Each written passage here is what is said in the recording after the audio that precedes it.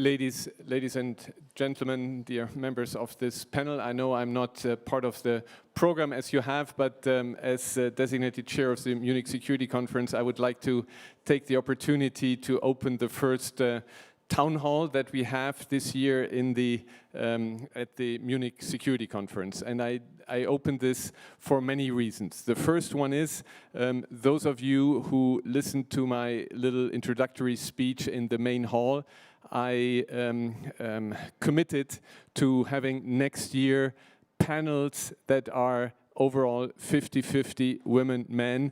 And here is already an example where we implement that and we over-implement. Number two, we found last time when we actually established, or the year before when we established these town hall meetings, that they are extremely successful. They are successful because you're sitting close around, you have a real discussion, no long speeches, and I'm sure this is going to happen again, and I wanted to witness this. Number three, you have, of course, a very important topic here. And I was just reminded by the representative of Gavi that the same panel took place 2 years ago, and this is actually this place where COVAX started. And I think it's very important, and I hope today's panel will also, on the question, how to prevent the next panel, will have the same. There is a fourth reason why we do this, and this is why we have, because we have Svenja Schulze here. Thank you very much, Minister, to come here.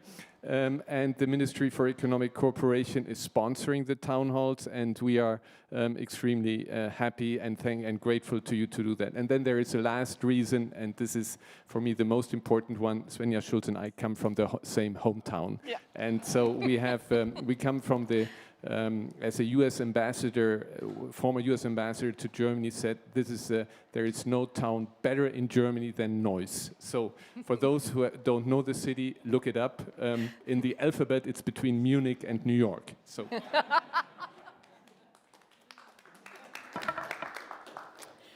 Hello and welcome, everyone. It almost goes without saying, but within days of the COVID-19 pandemic being declared a pandemic, one thing became clear for countries like where I'm from, but also for countries in the global north, that this was not just a health crisis. As countries put in restrictions, whether for transport, containment, economic restrictions, the result would be that there would be a polypandemic, a term that was coined at this very security conference last year. The reason this was so is because as countries sought to respond to the COVID-19 pandemic, people most impacted by the health crisis would also be impacted socially, economically, and developmentally. So today, for this first town hall of the Munich Security Conference, we're going to be talking about surfing the waves, preventing the next polypandemic. We recognize already that we are in one. We will hear from the Federal Minister of Economic Cooperation and Development of the Federal Republic of Germany, Ms. Svenja Schulze. We'll also hear from Kristalina Georgieva, Managing Director of the International Monetary Fund, David Malpass, President of the World Bank Group, Achim Steiner, the Administrator for the UN Development Programme, and we will hear from Ngozi Okonjo-Iweala, the first woman, African woman, head of the World Trade Organization. You're going to hear from impressive people, but I hope you'll hear impressive solutions for the future. Before we go into our town hall, I invite the Federal Minister of Economic Cooperation and Development, Svenja Schulze, to give the first opening remarks. Esteemed colleagues, dear friends, Ottilia, it is really a pleasure to see you here in person, not only virtual. And I think it is a step forward that we can talk to each other in this way. So thank you very much for participating here. Ottilia just mentioned it. COVID-19 pandemic is more than just a health emergency. It is a social, it is an economic, it is a political emergency, and it is a polypandemic, as we called it at the Munich Security Conference last time. So COVID-19 is a risk multiplier, especially in fragile and conflict-affected contexts. And the pandemic has amplified the challenges the world faces for sustainable development.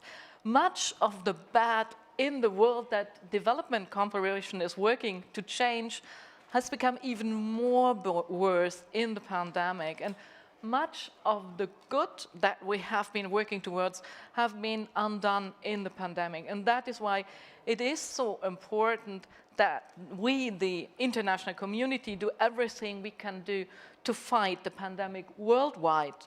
I would like to repeat what has almost become a mantra. Vaccination must be available to all people in every city, in every village around the world, and therefore we need to strengthen multilateral cooperation on vaccination and provide support for the necessary vaccination infrastructure in our partner countries, because we are not safe until everybody is safe. We can't say that enough. But defeating the pandemic itself will not be enough. The international community must increase their engagement in the prevention of crises. We must act earlier than we do that now, and prevention can help elevate crises before they escalate. I would argue that we need to follow four, I think, golden rules for prevention. The first is development efforts need to address structural roots of conflicts, such as poverty, as inequality, and environmental degradation as a result of climate change. It is the key that we expand and further develop instruments for monitoring, analyzing, and early warning. And I appeal to all countries to share the relevant information systematically and establish more open source data. And the second, we must act earlier. In a polypandemic world, we should focus our engagement on fragile, on conflict-affected contexts in order to stabilize livelihoods and foster peace and social cohesion. This requires investments in infrastructure, accessibility of vaccinations, climate change mitigation, and gender equality, as my colleague said that in the opening conference. The third is multilateralism is a key. We should think in networks. We should act jointly, nationally and internationally. Crisis prevention is effective when short-term measures of humanitarian aid and political solutions are combined with long-term engagement to transform the structural causes of the social economic challenges. A comprehensive approach in accordance with the humanitarian development peace nexus is needed. And the first and the last point, we need to keep learning. Once programs and projects have been implemented, development actors must process both the successes and the failures. We like to discuss the successes, but we have to learn from failures, and we need concepts, we need more strategies. Realities on the ground keep changing, and so policies and measures have to be adjusted and to keep up. And today's investment in prevention is tomorrow's crisis resilience, and prevention pays off. It is simple as that. Prevention saves money, and more importantly, it saves lives. A paradigm shift is needed. International engagement needs to move away from financing crisis reaction towards more crisis prevention, guided by a spirit of cooperation and multilateralism. Just to say, it is not just about surfing the waves. It's about make sure that the waves are as small as possible and that everyone is well prepared for them. We must act, and we can act. Let's work together. Thank you very much for that. In the spirit of the town hall, Svenja, can I call you Svenja? Yes. You've spoken to structural issues that need to be addressed. Of course, whether economic, societal, or otherwise. Now, I'm going to turn right across from you to Achim to speak about some of the key, what you consider to be some of the key economic and social impacts that COVID has had. So before we look at how we respond to the problem, let's have a bit of an anatomy lesson. What are the key elements of the issue? Because we need to know it to address it. Thank you very much, Ottilia. And I think anatomy may be a good term to use, because I think there is a lot to uncover and to learn from the last 2 years. And I think the simplest way that I would describe our moment in time is actually divergence. Whether you look at vaccines, we have not made ourselves proud. We tried, and actually mechanisms were put in place, but let's be honest, the balance sheet 2 years into this pandemic are really a terrible mark on our ability to stand up together. Secondly, I think we have seen economic divergence becoming more and more pronounced. The wealthier you are, the less likely you are coming out of this pandemic badly damaged compared to those who are less well off. It's the first time in decades that we actually see OECD countries growing faster than developing economies. It's the first time in decades where we have seen life expectancy go down by over 1.5 years. And so the economic tail and the social fallout from this economic tail to this pandemic in many ways will haunt us for far longer. So here, a second example of divergence. Thirdly, there is a divergence in recovery that I already alluded to in economic terms, but it is also one that has to do with how we invest in one another. If you take the GDP of 4 countries, China, the US, Germany, and Japan, that's roughly half the world's GDP. I only mention that because that's not an indictment, it's an expression of admiration, but it also shows that there are 193 countries in this world. So who has the ability to mobilize in a shared approach to investing into the future and coming out of this crisis? And I think again there, we have to acknowledge that COVID has been a wake-up call, yet another one, but perhaps more brutal than any other, because it was literally defined by synchronicity. It happened everywhere, but it wasn't, as Joe Stiglitz said, the great equalizer. So this is a very disturbed moment for the international community, and I was listening carefully earlier on to Secretary of State Tony Blinken, Germany's Foreign Minister Annalena Baerbock, speaking about the immediacy of a security crisis, which is taking up an enormous amount of oxygen. But actually, back to Minister Schulze's point, I think we are in the midst of an era where the deeper, profound fissures in our global economy, in our global body politic, are actually extremely revealing. They throw up and reveal a vulnerability that is also, and this is a recent report that we published, the new threats to human security in the Anthropocene, where 6 out of 7 people feel insecure at a moment in history when we are wealthier than ever in financial terms, really on record. So the takeaway is we need many of the things that you just spoke to, but above all, we need more honesty. And I think we need also greater recognition that if you want to come out of this crisis, not more vulnerable, not more diverging, and therefore also finding ourselves more and more polarized, then we have to rapidly learn how to invest in one another. To my left sit 2 people who represent institutions that are part of that promise, but I do no disrespect to either of them when I say we all agree that our response has been found wanting. And actually, in light of what we do need to do in the next few years, it is a far greater project that we need to embrace. And here I simply put forward the notion, we have the SDGs, we have a response to the polypandemic. It was agreed in 2015. It was, in a sense, foreshadowing perhaps the phenomena of a polypandemic. So let's embrace now the need to actually invest as if we were in a polypandemic. And let's go back to where we agreed in 2015. It's the only agenda that every country signed up to, and it is actually the perfect response to the polypandemic. But the way we're investing one another's recovery is abysmal. Thank you. What I'm hearing from you is we've got all the answers, we're just not applying them. Now I'm going to turn to you, Ngozi. So much has been said about vaccine inequity, about the need for African countries to be able to produce their own vaccines, to be able to ensure that we actually get out of this polypandemic. Because we can talk about a future where we prevent the next one, but we need to be addressing the current one just as well. Now, in your role at the World Trade Organization, this is something that you've had to tackle and deal with in many regards. I would be interested to hear your view on what Achim has just said now, which is we've got the Sustainable Development Goals.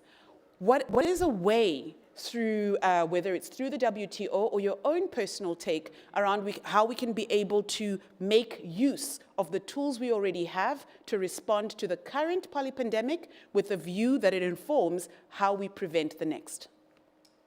Well, thank you very much. And it's indeed a disturbing story. Funnily enough, we are coming from the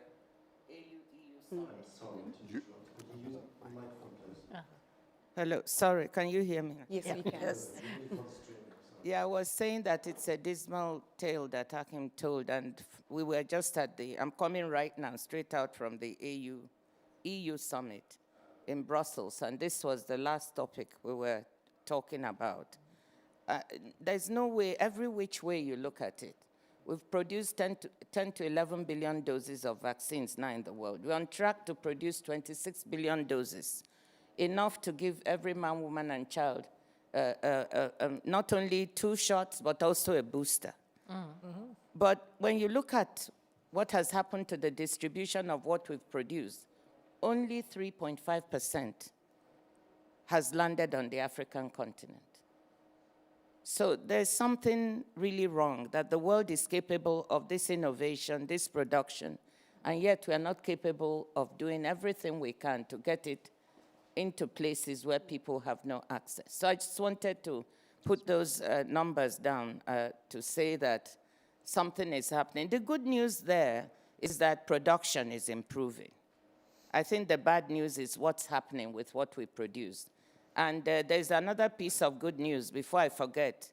The heads of multilateral organizations, Kristalina, David, myself, and Tedros actually got together and said, we will try to work together to do something about this. Mm-hmm. The WTO had been convening the head CEOs of the 10 largest vaccine manufacturers in the world.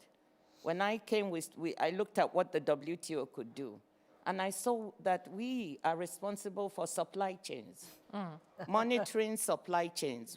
It's our members who put the export restrictions and prohibitions that stop things from flowing. Mm-hmm. So that really hit me when we couldn't produce enough. Why? So we went to look, and I found we had 119 restrictions and prohibitions at the start of the pandemic. Mm-hmm. So we focused on, he said, what can the WTO do? I said, if we're going to increase production in the world, we have to get this down.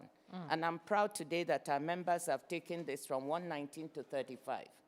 You know, so that has freed up the very complicated supply chains for these vaccines, working with the CEOs. So that's one thing. But let me come to your point. The second thing is, in doing all this, we found that 80% of the world's exports come from 10 countries. So production is very concentrated in a few countries in the world.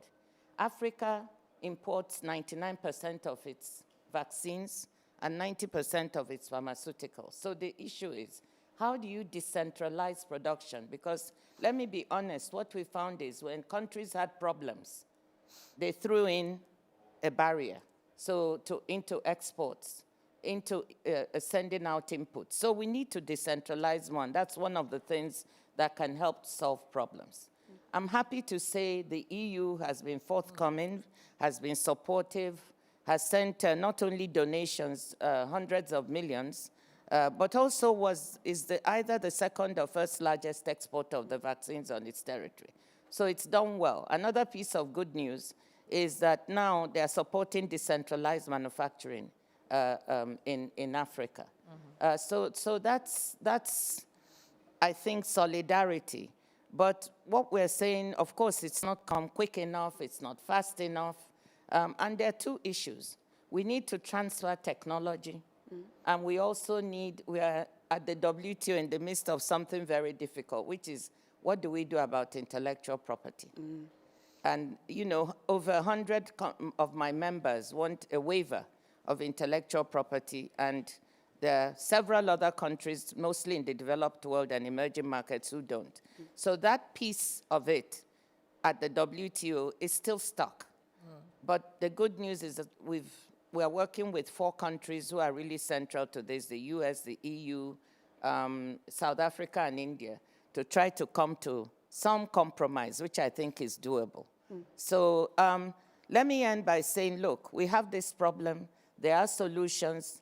Kristalina and David and I, we found that the 2 things that determine which country is recovering faster, access to vaccines and the fiscal space. Those who have money and have access to vaccines, our trade numbers at the WTO show them recovering, rebounding, trade rebounding much faster. Those who don't, Africa, the Middle East to some extent, Latin America are further behind. Thank you very much for that. Because this is a town hall, we will be interested also to know, for those of you that are attending in the room or online, please put through your questions, your comments, so that they can be part of the discussion. It's not just a discussion between the people around this inner circle. Now, you've spoken about two things. You spoke about vaccine access, and then I'm turning to the two of you, fiscal. So to Kristalina, of course, given the role that the IMF plays in particular, and given that a number of the countries that are struggling are also countries that are deeply indebted, what is your take on the best way to prevent the next polypandemic? Well, let me say that it is paramount that we act to reduce this dangerous divergence that has emerged. Because if we don't, we all will pay a price. Price of insecurity, price of just lost potential for development, for making lives of people better. We have a situation today when Africa contracted in 2020, and in 2021 and in 2022, it is growing slower than the global average. It has to be the other way around because it has growing youthful population, it needs to create jobs, so we have to really zero in on what can be done and then practically and then do it. Where we were in 2020, 2021, tremendous vaccine inequality, things are changing. 6 countries now are in Africa are going to produce vaccines. You're from South Africa, yes? Yours is one of them, but then we also have Algeria, Morocco, Rwanda, Senegal, so things are moving. On the fiscal side, it is just mind-boggling that advanced economies were able to pour in support of their businesses and their people 28% of GDP equivalent. Middle-income countries, 6%. Low-income countries, between 2 and 3% of a tiny, tiny GDP. So what we did, our institutions, we stepped up very rapidly to provide financing on relatively significant scale. For us at the IMF, we have never done so much so fast in emergency financing. In April, money went to countries, and I have, yesterday when we were in Brussels, some of the African leaders telling me, thank God, because we were lost. Economy stopped functioning, revenues disappeared, expenditures went up for medical needs, and there is no way but to reach out. And I proudly say for the bank and for us that we have done that. But the second thing is equally important. When your economy is in standstill, how do you pay your debts? You cannot. And I give credit to David because he initiated it. He called me and said, it was again in this March, April 2020, he said, Kristalina, we need to call for a debt standstill. We cannot ask poor countries to pay their debts when their economies are not delivering anything in terms of revenues. And this is how the debt service suspension initiative came into play. Huge relief for poor countries. However, as I'm sure David would pick up on that, it is not enough, because what we did, we said, okay, don't pay right now, but we moved the debt into the future. And the future is not that easy. So we are very much stressing the need for debt restructuring for countries under a massive burden of debt. One good thing the G20 did in 2020 was to create the so-called common framework. It is all creditors, traditional, non-traditional, private sector, sitting around the table, making decisions to ease the debt burden. We have 2 countries, Chad and Zambia, progressing. But it is slow. It is slow. And if we don't get fast-moving debt restructuring, people would suffer tremendously. Businesses would be wiped out. So what we are advocating, and we both have come to the same conclusion, is to create first an incentive for countries to ask for common framework treatment. How? By putting their debt on standstill the moment they ask. Second, to have a very clear process from the moment you ask until the resolution, what are the steps, creditor committees taking decisions. And 3, we have to recognize that the circle today is only the DSSI eligible countries, but there are other countries that are in very deep debt. I would finish by saying our job is not done also in financial support for our members. We did something historic. We issued, do you know what is special drawing rights?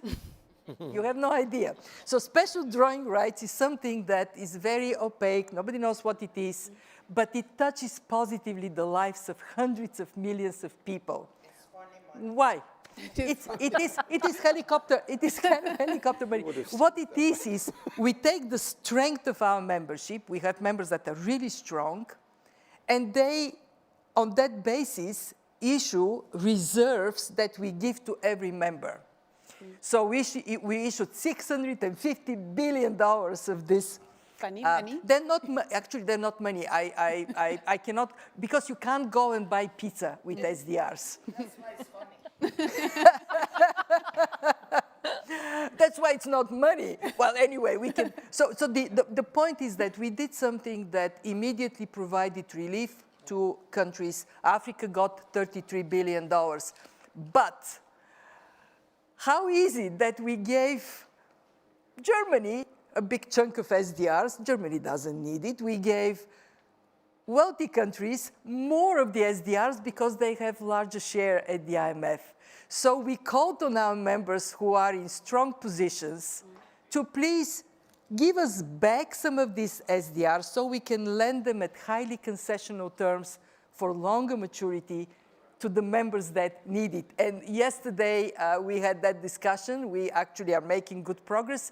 We have now $60 billion pledged to move from those who don't need it to those who are in need. And we have to apply all our creativity in this moment, especially to help to support Africa. Thank you so much for that. David, I'm turning to you. Of course, between Ngozi and Kristalina, already they've spoken to much of your view and your position.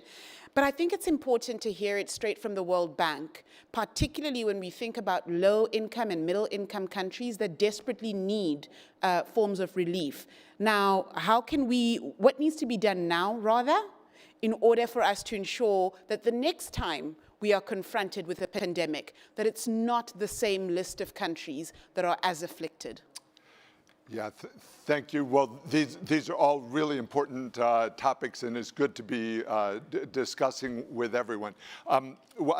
It's been a busy week. Early this week, World Bank issued the World Development Report, which focused on the importance of transparency and on some of the debt issues that Kristalina mentioned, and also the rise in the domestic debt strains that are in many of the poorer countries. As the advanced economies think about raising interest rates, it begins to put financial pressure around the world, and that's one part of this polypandemic. If we think about it, the polypandemic is right upon us right now. One part is economic, the combination of inflation, and inequality at the same time. And it's hard for me to see that interest rate increases are going to solve those two problems. They're maybe going to treat the problems, but it's hard to see that they solve them. problem. So we have this economic part of the crisis. We have a foreign policy crisis that shows up in tensions around the world.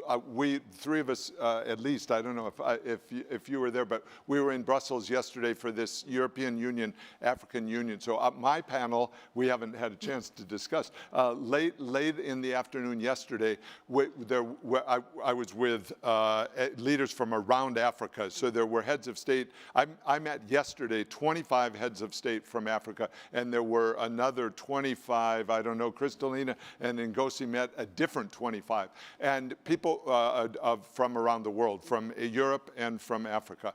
And they were talking about the pressures of fragility. Afghanistan was a big setback. Now we have Ukraine and Russia that are another major setback from the standpoint of the fragility that it transfers. And so one leader, I'm talking about presidents of countries that are huge, with large populations, talking about how they are facing daily pressures of how do you stop the violence from the arms that are flowing in. There was a Libya representative there who said Libya can't do it by itself because I think Libya has 5 million people, but a border that's 6,000 kilometers long. So it was a plea for help of how do we stop the flow of arms in specific countries. We're talking about the violence that, or the separatist movements that are underway. So I want to bring that as part of the Polypandemic. And then also, so we've got economic, we've got foreign policy, but also a real crisis in development. I call it the reversals of development. So poverty is going up, learning, literacy is going down. World Bank keeps data that Kristalina, I know, was instrumental in starting of the Learning Poverty Index, and that's children that can't read a basic text in their native language. That's gone to 70% now, up from 55%, because children were out of school, and they went straight backward in terms of reading skills, which are so vital in moving along. So I did want to get to the SDGs are a challenge. Countries are being left behind in this two-track economy. People, the poor in countries are being left behind because of inflation hits them, interest rates hits them, the vaccine scarcity hits the poorest the most.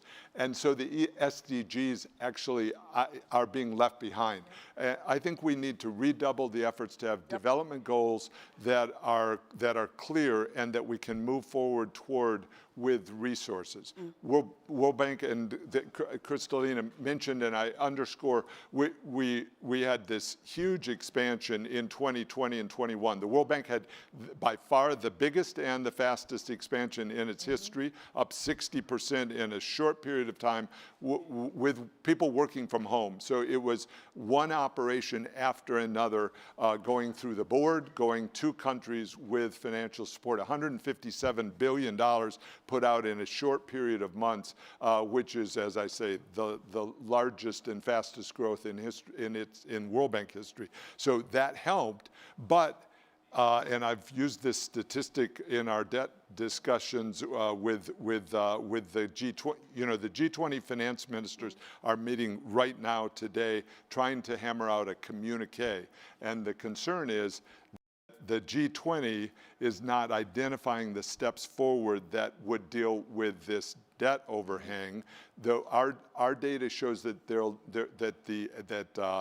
low-income countries will be paying $35 billion in 2022 alone, because we don't have a standstill in place. We don't have a moratorium. So think of that, that's a giant amount of money, more than all the money that the world can put out is being returned to creditors in rich countries in the debt service that they're due this year alone, not to mention next year. So that there's the urgent need to deal with the polypandemic with each of these phases, with the violence, with the fragility, with inflation, and I think also with development goals that we can push toward. Thank you, all of you. There's a number of institutions represented here who hopefully can be able to work together outside of this conversation, but beyond, to really thrashing out some of these issues. We have two comments first that will open up the discussion with those of you who are joining us in person or online. First, Rajiv Shah, who's the president of the Rockefeller Foundation, you had a brief comment in light of this conversation. A microphone is coming to you. Thank you.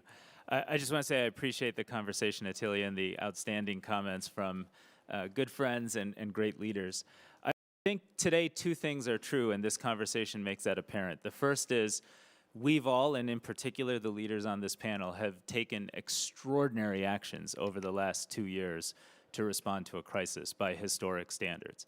And at the same time, second, we still have a great divergence. And it's a divergence we have not seen since in the post-World War II era. It's a divergence that is manifested in vaccine inequity. 11% in low and middle income countries, lower middle income countries have coverage versus 60+% in globally. So when you look at that, you say, well, what can we do that's different? What can we do that actually turns this around and enables us to get back on the path of convergence where lower income countries are growing faster? And I think many of the solutions were in fact described by David, Kristalina, Ngozi, and Hakim and the minister. But I just cause us to step back for a moment. 70 years ago, nations came together around an Atlantic Charter. And we did so because it became apparent that an inclusive and somewhat just recovery in the aftermath of World War II would actually help us prevent World War III. And I feel like we need to move this discussion out of the realm of what can we do alone and into the realm of what can our politics sustain? Can we have a COVID charter where we come together and make the kinds of actions, investments, and reforms that would restart the path of convergence? And we've proposed an agenda for a COVID charter that aligns with what you've heard today, but really requires a different kind of political lens on the problem.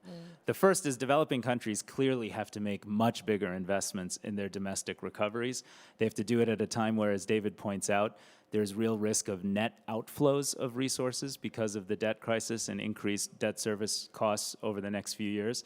And there has to be urgent political action to offer significant debt relief and create new instruments of long-duration, low-cost borrowing so countries can prepare for a digital and a green future. Second, advanced economies need to just do much more. The truth is, as advanced countries, we've been roughly flat to declining on official development assistance over the last 5-6 years at a time when we have the biggest crisis we've ever seen since World War II. That's unacceptable. Seth Berkley's in the background there. You know, the world should be fully funding the needs of Act A, the needs of Gavi, the needs of the Global Fund, and the estimated investments that are required to prevent the next pandemic. 50 or 100 or $75 billion in that space saves trillions of dollars of lost output and protects human inequity at scale, and yet that has not happened. Third, shareholders of the multilateral institutions, I believe, have to just be far more creative. There's a G20 capital adequacy review underway. Some of the ideas that are out there could enable significant scaling up of these institutions. That hasn't really happened since they were created in the Bretton Woods era. That has to happen right now if we're going to take these threats seriously. And finally, private and philanthropic institutions, and I run the Rockefeller Foundation, but the private sector just has to step up and do much more. I mean, we saw 2 outstanding initiatives at the COP this year with the Glasgow Financial Alliance that aligned significant private capital against global climate change efforts, and the Global Energy Alliance for People and Planet, of which the World Bank is a major component, that helps to address inequity in access to renewable energy technology. Those things have to exist. We should have 10, 20, 30 of those types of large-scale public-private institutions. Gavi, that way more than 2 decades ago. if we didn't have Gavi today, what would we have done during this crisis? It's unimaginable. So we need to think differently about all this. And in order to think differently, I would argue that the leaders here at the Munich Security Conference have to see the divergence threat that Akim points out as a security threat. It's NATO, the UN Security Council, the Munich Security Conference needs to address this and keep this front and center. Thank you so much. This is our year to take real action on this challenge. Thank you so much. And then a comment from Jeremy Farr from the Wellcome Trust. It's on the other side of the room. You have to disinfect. Jeremy, we're trying to keep you safe. No, you're not She's safe bringing either. This disinfection. No, they wipe it off. It's great. This This is a safe comment. 21st century. So it's great to join, and thanks to the Munich Security Conference. 3 main points. The first, this wasn't a one-off. Those of us in the global health community have been warning about these sorts of events for 20 years. And yet we've ignored them. We've ignored them because they were regional, they were national, they didn't affect me, they didn't affect you, and we decided they weren't important. But actually, the drivers of those, and there have been many, they're more complex, they're more frequent, but the key drivers of them are drivers of our times that are not going to go away. Ecological change, environment change, urbanization, travel, inequality. Those are key drivers of the 21st century, and they are not going to stop. And so we can assume, we should assume, that the last 20 years is the harbinger of the future, and we will face more complex and more frequent disruptions, whether regional or global. That's the first point. The second point, and Carl knows because he's termed me the Cassandra of the Act A, this one ain't over. Yes. I'm just going to remind you that Omicron was first described on about the 24th of November. By the 24th of December, it was the globally dominant strain. By the 24th of January, it had already subdivided. And B2 of Omicron is now dominating in many, many countries. This remains a highly plastic virus, which we are not in control of. And so if we wait till the end of this year to offer vaccines, for instance, to 70% of the population, we cannot assume that a new variant will not come along that will take us back to some point in the first quarter of 2020, when we were sitting here in this city, and some looked at us when we said, this is it. Because when the Munich Security Conference met in February of 2020, you had all of the information you needed to know what was going to happen. And we did not act. And countries, particularly of the developed world, sat on their hands and thought it wasn't going to happen. And here we are again now, 2 years later, and Seth is over there, and Carl is behind me. And within the Act A, they are still arguing over rounding errors in most countries' budgets to fulfill the needs. Seth is spending more time on planes trying to galvanize that money than he should be. So here we are 2 years on, and we're still not taking the current crisis seriously. And then the third point I'm going to make is this is not the last one. This will not be the last pandemic. This will not be the last disruption at a global level that comes out of the health agenda. And the health agenda is now every agenda: education, opportunity, economics, finance, geopolitics. It is the 4 circles of a pandemic. We now have the science and the technology in order to be able to prevent that. We got lucky this time. We don't have an HIV vaccine. We don't have a TB vaccine that really works. We got lucky this time. And don't be ageist, but imagine this pandemic if its biggest impact was on 5-year-olds or 25-year-olds or 35-year-olds. We got lucky. So my plea would be to finish this one properly. And I don't think we're yet really taking it seriously enough.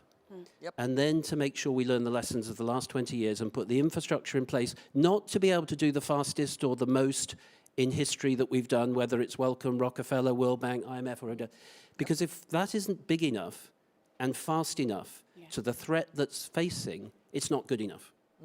So it isn't good enough to say we're the biggest or the best that we've ever done in history, or the fastest. It has to be against the issue you're facing. And if it's too slow and it's not enough to say we've done well. So we mustn't wait. We must work together in partnership. And I think the most important message out of this is it's not just up to the state or state institutions to be able to do that, but really the kinds of partnerships you need with the private sector, with the population themselves, because you do need that buy-in. We have about 15 more minutes, so I'm looking out for hands either behind me or in front of me for questions or comments. I'm going to go. Please, go ahead. So thank you for giving me the floor, and I want to build on the last few comments on this excellent roundtable, because we were here 2 years ago in this room, and we asked the question, is this pandemic, is it the big one, or is it just a rehearsal for the big one? And it turned out to be a little bit of both, and I think we're right, we failed on it.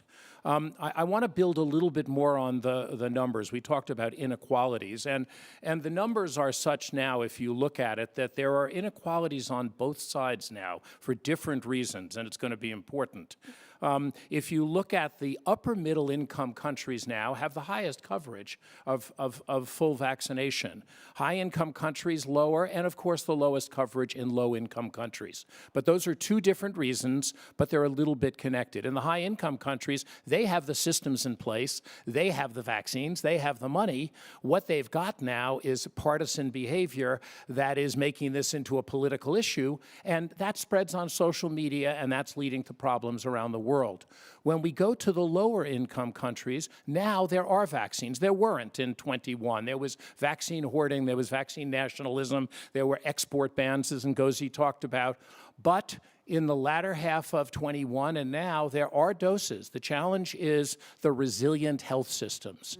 And to Jeremy's point, what we need to be building now for the future is not only really good, so we got to finish this pandemic, but what we also have to do is build strong surveillance systems and resilient health systems to the last mile everywhere, because that is what's going to protect us. And the previous big outbreak we had, the Ebola outbreak in 2015, it went on for months without anybody identifying it because it occurred in a place between 3 countries that didn't have a health system. So our work at Gavi is really to try to build that immunization system. We're at 91% access to routine immunization, but that last 9%, those 2/3 of those families are below the poverty line, and that's also where 50% of the child mortality is occurring.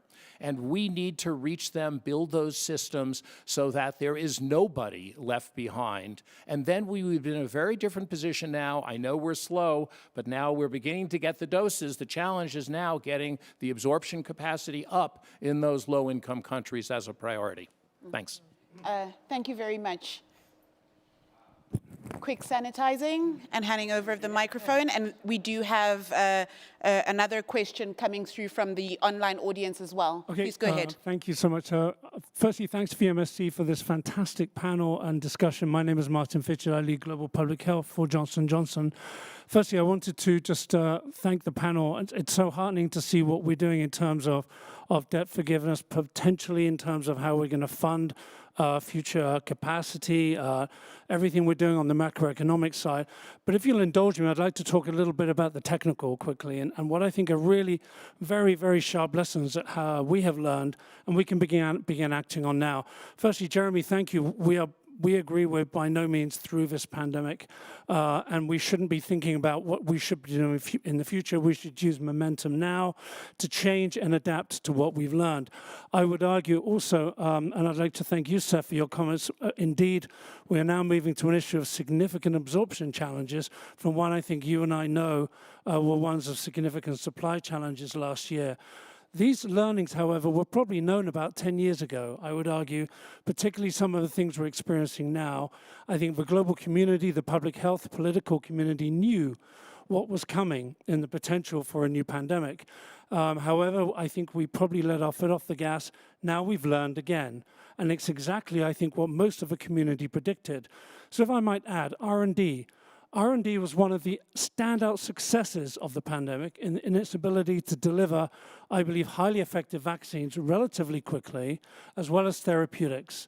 I would argue that we learned from that we doubled down on our investment in R&D to look for new platforms for vaccines, new ways of treating pandemic viruses, but perhaps even pan-pandemic therapeutics. R&D was a success. I believe we need to invest in those institutions that we are bringing together to tackle this. I would say CEPI, BARDA, the new HERA in the European Union, and the NIH, among many others. I would argue pathogen surveillance is critical. And having an open source pathogen surveillance with common data standards that can identify new pathogens rapidly has to happen. We've known this has had to happen for some time. Surely we must understand that it's now important.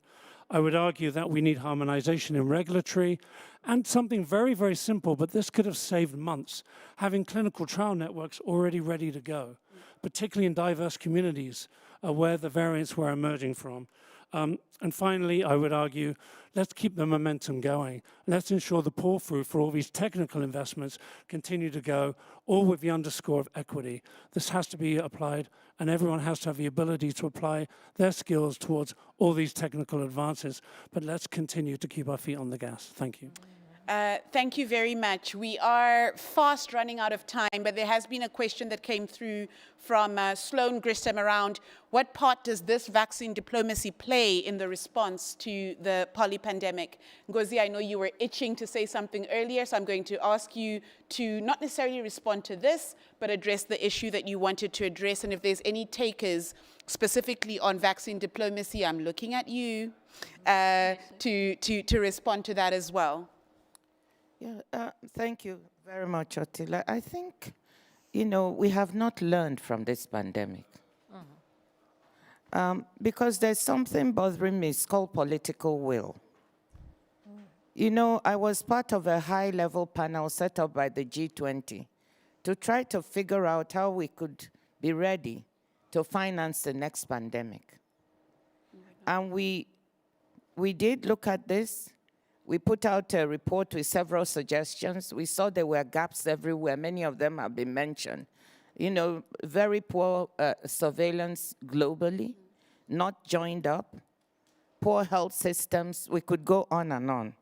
To summarize, we recommended very strongly that we should do several things. One, support WHO to get the additional funding it needs, about $1 billion more a year.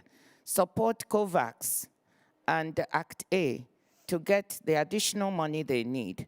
And then invest in pandemic preparedness. And we had recommended $15 billion over 5 years. That's $75 billion to start with. And we also recommended that developing countries have to also help fund using 1% of GDP. Now, these recommendations, if you look at what Kristalina or David said earlier, we've spent 28% of global GDP in fiscal stimulus and monetary easing, about $26 trillion. We are talking of less than 100 billion. And what happened at the G20? We tabled the report. Initially, everyone seemed supportive. But then there wasn't the will to do this financing.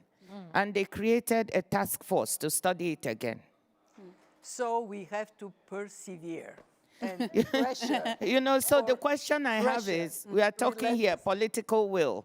And the second point on political will has to do with the fragility that David mentioned. You talked about arms from Libya. There's climate change that was also mentioned, driving pastoralists in the Sahel, further and further south, including in my country. And these things are happening and leading to further impoverishment. And then it's magnified by the arms that pour from Libya. No political will to deal with that. If we want, how is it that we can't stop arms flowing through the Sahel? How is it that we can't mobilize $75 billion? So that is missing. And we can sit here and talk and talk and talk. That's what's frustrating me. We are very good at talking. But when the solution is put on the table, the political will isn't there. And so here we are in the Munich Security Conference where you have people who could have that political will gathered. So I'm challenging them. Why are you not acting? Thank you. Yep. Svenja, I'll turn to you, specific on the question around vaccine diplomacy. And that will essentially be our last response for this session. I know there may be a lot of pressing questions and issues. We are all still here, so you'll have great opportunity to engage bilaterally or in groups as well. So please don't take it as a missed opportunity to engage. Svenja. Yeah, I just want to underline what Ngozi said.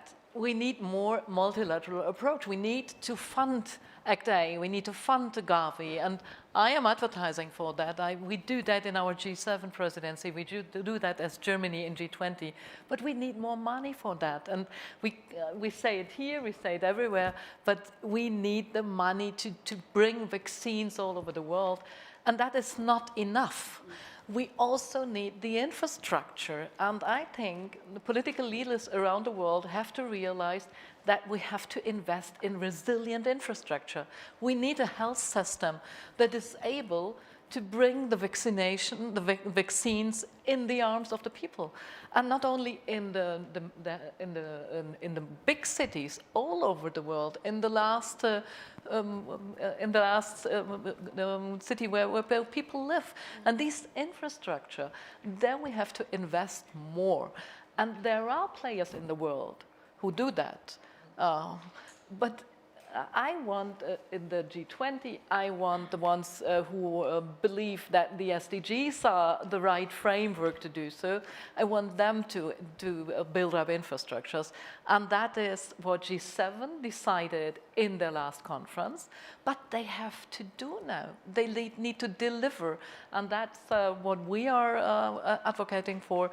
Build more infrastructure, build more resilient infrastructure, because to quote the Cassandra over there, it is not the last pandemic. Everyone is do so that COVID is the last pandemic. No, it is not the first and it is not the last pandemic. So we need more resilient infrastructure, and that is what must be a signal also for this conference.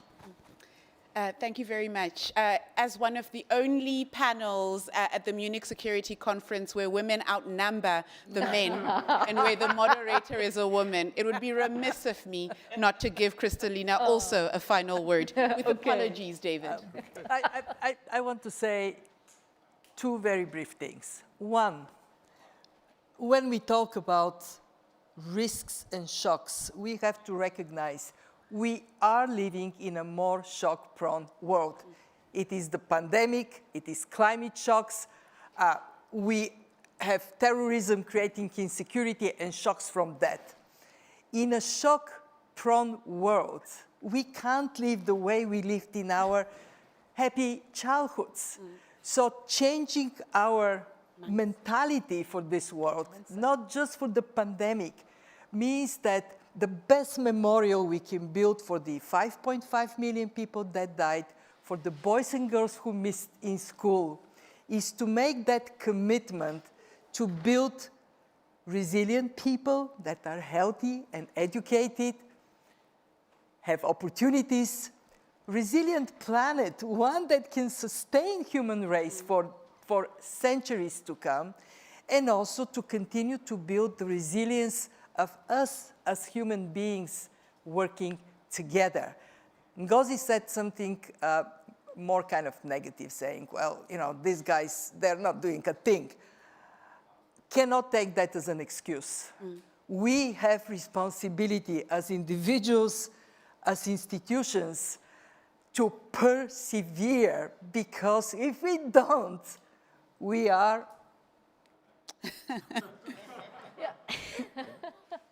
We are that. We are done. Colleagues, by any measure, a great first town hall for the Munich Security Conference. Special thanks to you, Svenja, to Ngozi, David, Achim, and Kristalina, and everyone who contributed. Of course, there's so much else that could be said. Time is the thing that limited us. But from everything that we've heard today, there are key structural issues that need to be addressed. They will not be addressed by talk. They will possibly be addressed by perseverance and action. It's about acting earlier, to borrow your words, Svenja, but also working together. If what Jeremy and Rajiv said should be heard, it's not just up to the state to work together. It's about organizations united in perhaps a common goal, but importantly, an actionable, can I put actionable before your COVID charter? An actionable COVID charter that's not just about COVID. And importantly, it's about learning.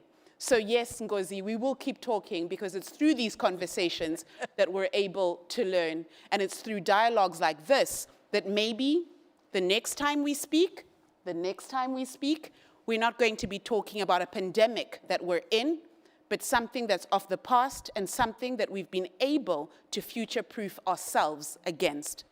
Everyone, thank you so much. You've taken more than enough of your time.